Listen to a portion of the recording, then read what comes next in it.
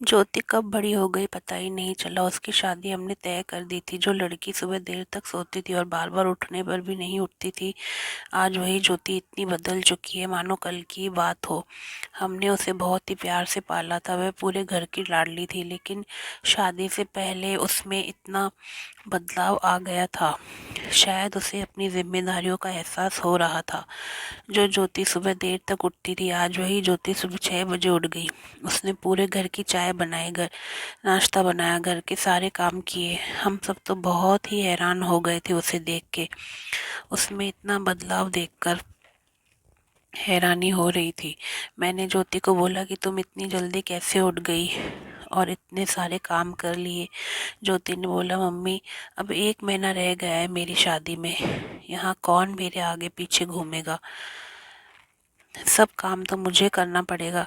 ससुराल में मेरी जिम्मेदारी होगी ना, तो क्यों ना मैं ये सब सीख लूँ और अपनी जिम्मेदारी निभाने की कोशिश करूँ। इसलिए मैंने तो आदत डालने की कोशिश शुरू की है, ताकि मुझे बाद में तकलीफ़ ना हो ससुराल में कोई भी काम करने में। ज्योति इतनी समझदार हो जाएगी, मैंने तो कभी सपने में भी नहीं सोचा था। हमें थोड़ा अजीब सा लग रहा था, लेकिन अजीब लगने वाली भी कौन सी बात थी। आखिर तो उसे ससुराल में जाकर जिम्मेदारियां उठानी ही थी ना। फिर एक दिन ज्योति की शादी हो गई और वह अपने ससुराल चली गई। ससुराल में ज्योति सुबह जल्दी उठ गई, वहाँ नहा धोकर पूजा करके नाश्ता बनाने के लिए किचन में चली गई। ज्योति सोच रही थी, यार नाश्ते में क्या बनाऊं जो बड़ों और बच्चों दोनों को पसंद आए। तभी पीछे से उसकी सासू माँ आ गई। ज्योति की सासू माँ ने ज्योति से कहा, अरे बेटा इतनी जल्दी क्यों उठ गई हो, शादी की भाग दौड़ में थक गई होंगी, तुम्हें अपने घर वालों की भी याद आती होगी। इतना जल्दी मत उठा करो, नहीं तो तबीयत खराब हो जाएगी। धीरे धीरे आदत लगने में टाइम लगता है ज्योति, इतनी जल्दी भी क्या है। ज्योति मन ही मन सोच रही थी, मेरी सास तो वैसी नहीं है जैसे मैंने सोचा था। वह तो उनकी सोच तो बिल्कुल अलग है। मैं तो डर के मारे कितने दिनों से जल्दी उठ रही थी, सब काम सीख रही थी, यहाँ तो सब कुछ ही अलग है।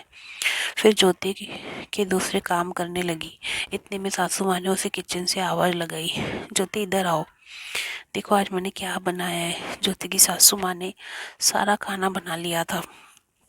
उसकी सासू माँ ने मटर पनीर, हलवा, पूरी, छोले, जो किसकी पसंद का था सब बनाए थे, और ये सब ज्योति को बहुत पसंद था। सारा ज्योति की पसंद का खाना बनाया गया था सासू माँ ने। ज्योति को तो लग रहा था ये तो सब सपना है, पर ये तो हकीकत थी, क्योंकि सपना नहीं, ये सच्चाई थी। फिर सासू माँ ने ज्योति को अपने पास बुलाया और अपने पास बिठाकर उसे समझाया। ज्योति की सास ने बोला, देखो बेटा यहाँ बैठो और मेरी बात ध्यान से सुनो। शादी मतलब लड़की की परीक्षा नहीं होती है। जितनी तुम्हारी जिम्मेदारी है हमें खुश रखने की, उतनी ही हमारी जिम्मेदारी है तुम्हें खुश रखने की।